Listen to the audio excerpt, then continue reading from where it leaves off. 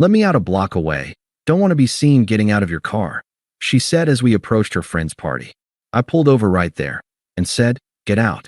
She laughed, called me dramatic, and went to the party. I drove home, packed my things, and left a note. Hope your friends give you better rides. She came home in the morning, drunk and happy. Found the empty closet and called me crying. Hey viewers, before we move on to the video, please make sure to subscribe to the channel and hit the like button if you want to see more stories like this. Thanks. The funny thing about red flags is they're only visible in hindsight. At the time, you just think you're looking at a flag. For 3 years with Qley, I saw a lot of flags. I polished the poles, admired the fabric, told myself the colors were vibrant. My final act of polishing happened the Thursday before the party.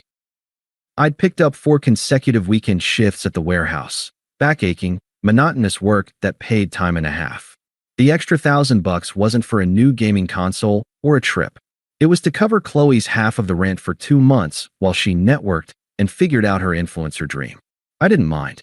That's what you do. You build a runway for the person you love to take off. That Thursday, she was having her girls over for pre-party planning. Her friends, Maya, the aspiring publicist, and Jess, who funded her life through a confusing series of brand partnerships, treated our apartment like a lounge they occasionally graced with their presence. I spent my day off cleaning. I scrubbed the bathroom, vacuumed the rug she said trapped bad energy, and arranged the fancy cheese plate she'd requested from the overpriced market. They arrived in a cloud of expensive perfume and loud gossip. I got a collective hey before they beelined for the wine. Babe, we need privacy for, like, creative flow, Qley said, shooing me toward our bedroom with a kiss on the cheek that felt like a dismissal. You don't mind, right?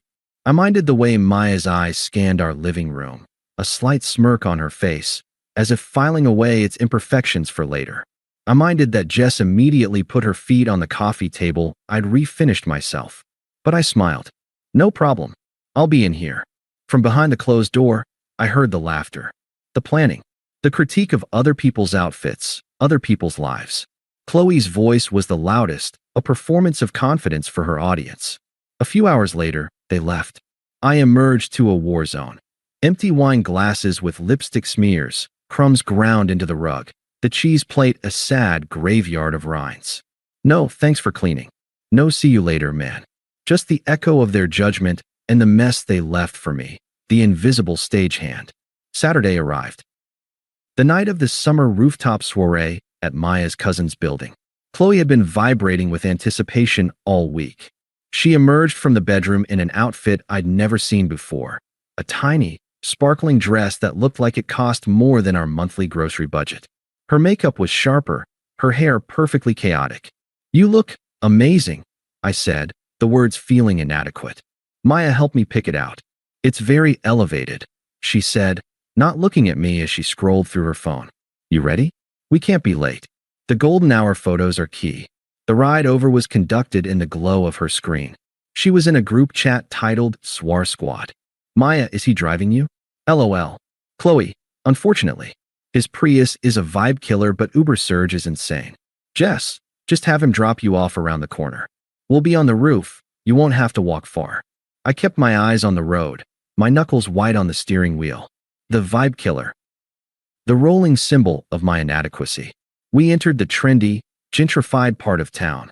The streets were lined with clubs and bars pulsing with bass. Her friend's messages kept pinging. Okay, Qley said, finally looking up. She pointed ahead. Just up here. Let me out a block away. Don't want to be seen getting out of your car. The words hung in the air, mingling with the faint smell of her perfume.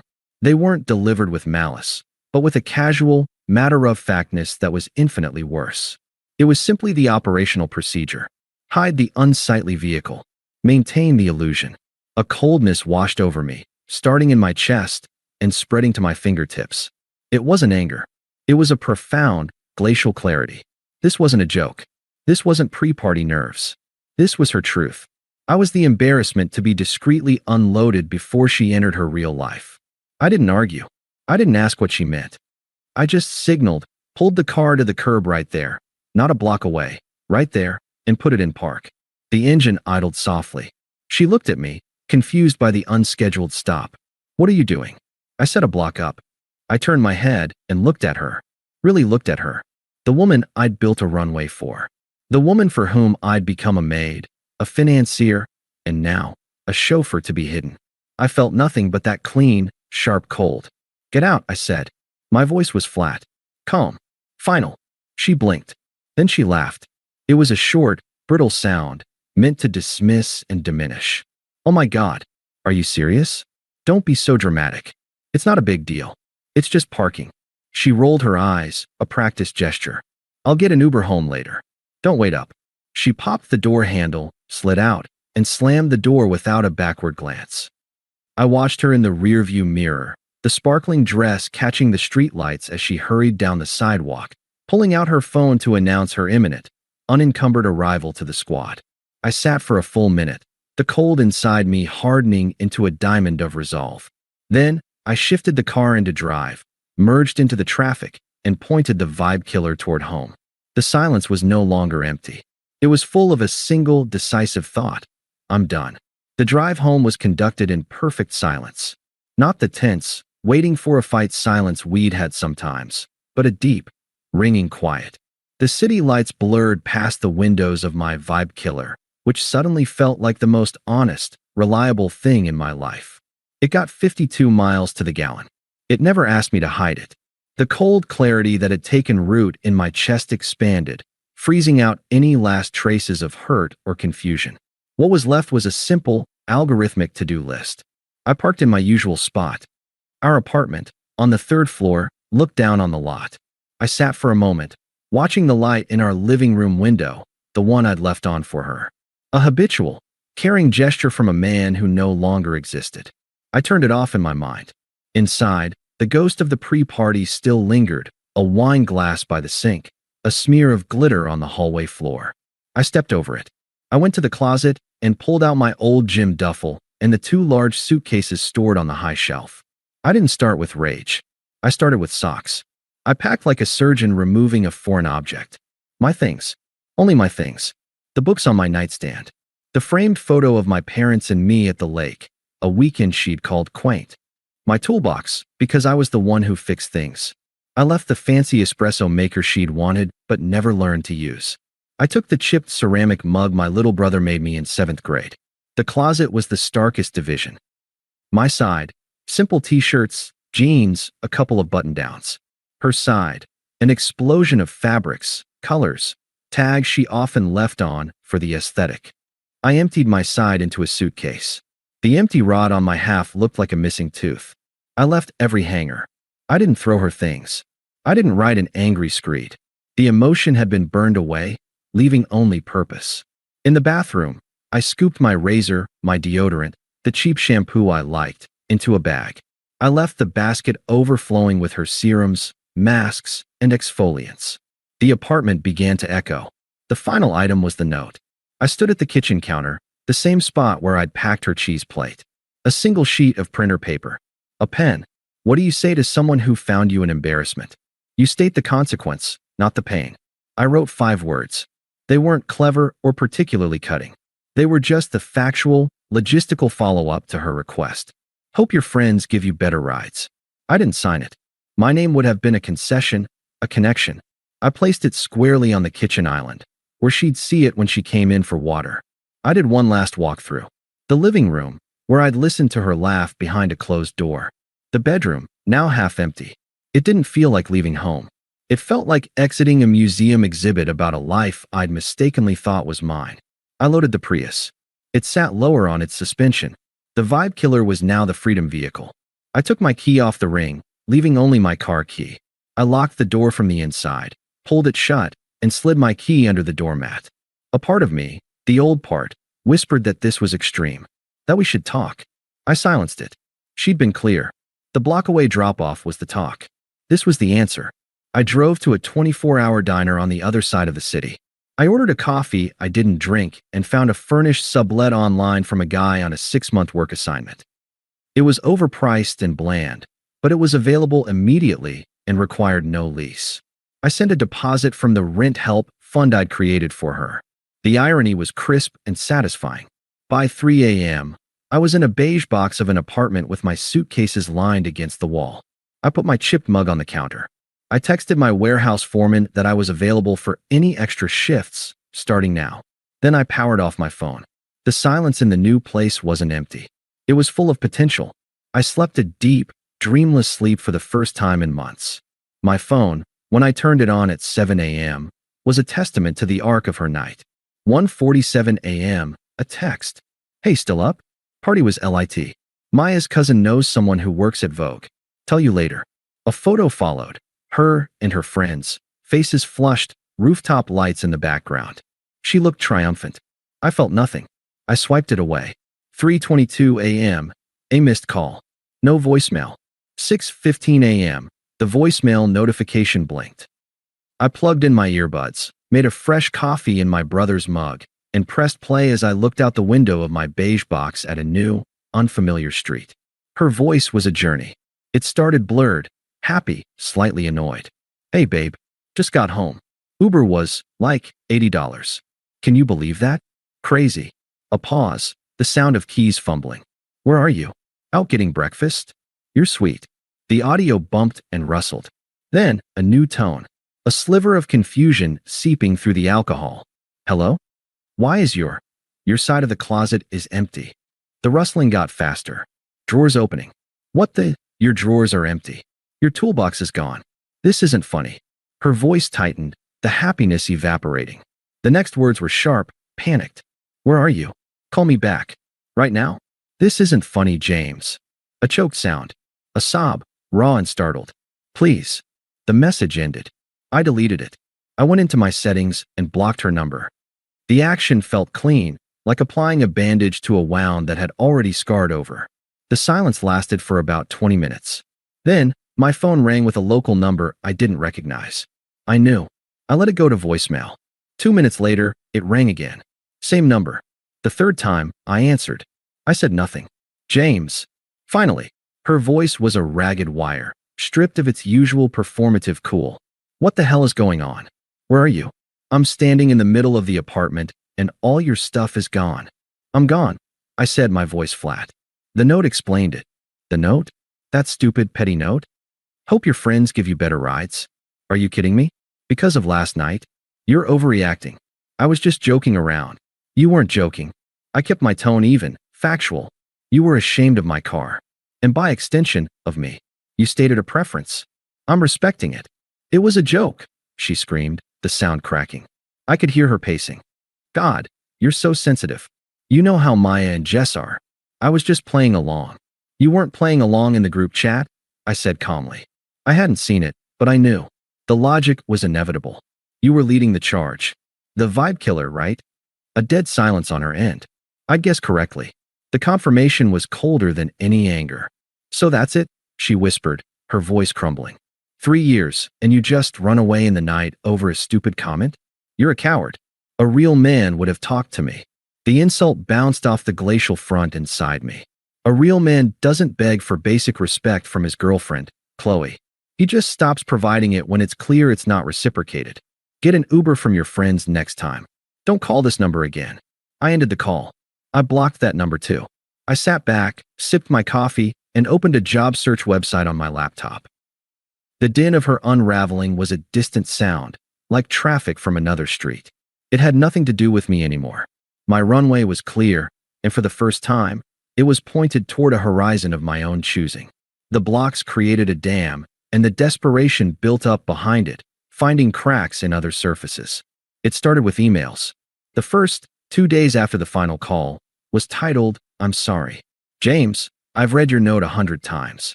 It's not funny anymore. I get it. I was awful. It was a shallow, stupid thing to say, and I didn't mean it. I was trying to impress people who aren't even worth it.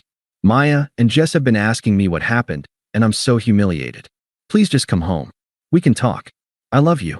Qley. I archived it. Not deleted. Archived. A curator preserving an artifact of a bygone era. A week later, a second email arrived. The subject line was just a crying emoji. James, I can't do this. The apartment is so empty. I can't afford it on my own. The landlord said, if I can't find a replacement for your half of the lease by the end of the month, I'll have to break it, and pay a huge fee. I don't have that. My friends said I can crash for a few days, but it's awkward. Maya's cousin made a joke about ditching the chauffeur. It's not fair. You're really going to make me lose our home over one comment? After 3 years? This is cruel. Please call me. Qley. The shift was clear, from apology to accusation. My response, or lack thereof, was now the source of her problems. I archived this one too. The social media attempt was more creative. A follow request on Instagram from an account named SunsetsSerenity22 with a blurry picture of a beach. I declined and blocked it. An hour later, a DM slipped through from a different account. This one blank. Running away is what cowards do. A real man would have stayed and fought for us. I didn't even bother reading the whole thing before blocking. The true measure of her downfall came through the final voicemail, left on a Saturday morning from yet another new number. I saved this one. It was a masterpiece of unraveling. Her voice was stripped raw, husky from crying. The performance was completely gone. They're not my friends. A shaky breath. Maya said I'm bad energy now, that I'm bringing down the vibe because I'm sad all the time. Jess asked me to pay her back for the Uber that night and for the drinks, said I was acting like a charity case. A wet, ragged sob. They were never my real friends. You were. You were the only real thing I had. And I was such an idiot. I traded you for glitter and roof access. There was a long pause. I could hear traffic in the background. She wasn't at home. I tried to see someone else. To move on. This guy from the party. He seemed so cool. He used me for a night and ghosted me. Told his friends I was clingy. Her voice dropped to a whisper, utterly broken. I'm living out of a suitcase at my sister's. She's mad at me too. I have no money. I have no one. I see your empty closet in my head every night. Please. I'll do anything. I'll sell the dress. I'll never see them again. I'll get a normal job. Just please. I'm so alone. I don't know who I am without you. The message clicked off. I listened to it once. I felt no pity. No schadenfreude. Just a distant, clinical recognition that every consequence she described was a direct, logical outcome of her own choices. She'd chosen a facade over substance, and now she was left holding the empty, glittery mask. I didn't archive it. I hit delete. The sound of her destruction was not a record I needed to keep. 6 months is a long time in a life you're actually building. The beige sublet was gone. I'd moved into a clean, modern one-bedroom with a view of the river, paid for by the promotion to shift supervisor I'd gotten at the warehouse. The extra hustle had turned into respect, then opportunity. My Prius was still in the lot, freshly washed. I'd saved enough for a down payment on a small, tidy house. I was closing next month. The invitation to my cousin Danny's wedding was a surprise. We'd been close as kids, but drifted apart during the Qley years. She'd found family events boring. I bought a new suit, a charcoal gray one that fit me properly. The wedding was at a botanical garden. It was full of genuine laughter and warm light, a world away from rooftop soirees. I was at the bar, waiting for a gin and tonic, feeling a quiet, settled happiness. I'd been talking with Danny's friends, people who asked about my job and listened to the answers.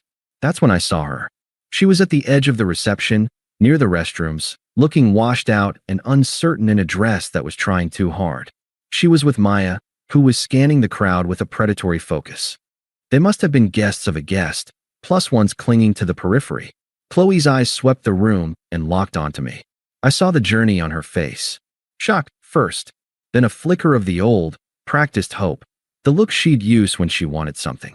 It melted into a stunned realization as she took in the suit, my posture, the easy way I was standing alone at the bar, completely at peace. Finally, a raw, naked devastation. She whispered something to Maya, who glanced at me, smirked, and promptly walked away, leaving Qley alone. She hovered for 10 minutes, gathering courage. I collected my drink and found a quiet spot near a bubbling stone fountain. She approached like someone walking onto thin ice. Hi, James. I turned. Qley. Hello. My voice was the same as when I'd greeted the caterer earlier, polite, detached. You look really good. She was wringing her hands, a nervous habit she'd never had before. Thank you. It's a nice wedding. A painful silence. The sounds of joy from the dance floor mocked it. I got your note, she said, as if it had just arrived. I know.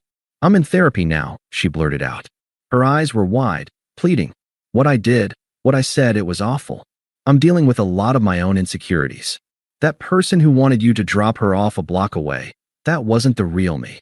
I took a slow sip of my drink, the ice clinking. I looked at her, not through her, for the first time since that night. I saw the fragility, the regret, the exhausting effort to rebuild a shattered self-image. And I felt absolutely nothing. I know. I said again, my tone final. The real you is the one who made the choice. The insecure one, the performing one, the cruel one, they're all you. I just only had to deal with one of them. I prefer the clarity. She flinched as if slapped. The tears started, but they were no longer weapons that could reach me. God, can we ever just have coffee? Talk. I need closure. This is killing me. At that moment, Lisa, a woman I'd been seeing for a few months, found me. She was a landscape architect, smart, kind, with a laugh that didn't sound like a performance. She slipped her hand into mine, her touch warm and sure. There you are. They're about to do the bouquet toss. It's a whole thing. Oh, hi, she said, smiling warmly at Qley. Qley stared at our joined hands. Her face completely emptied. It was the final, silent confirmation of a world that had moved on without her. I looked from Lisa's smiling face back to Qley's shattered one. I gave Lisa's hand a gentle squeeze. There's nothing to close, Qley, I said, my voice quiet but absolute in its certainty. My life is full. I genuinely hope you find peace, but you'll need to find it somewhere else. I turned to Lisa, my entire focus shifting. A bouquet toss? Lead the way. We walked back toward the lights and the music. I didn't look back. I knew she was still standing by the fountain, a statue of her own regrets. But her shadow no longer fell on my path. The road ahead was clear, bright, and entirely my own. Thanks for watching. Make sure to subscribe to the channel and hit the like button. What do you think about this story? Share it in the comments.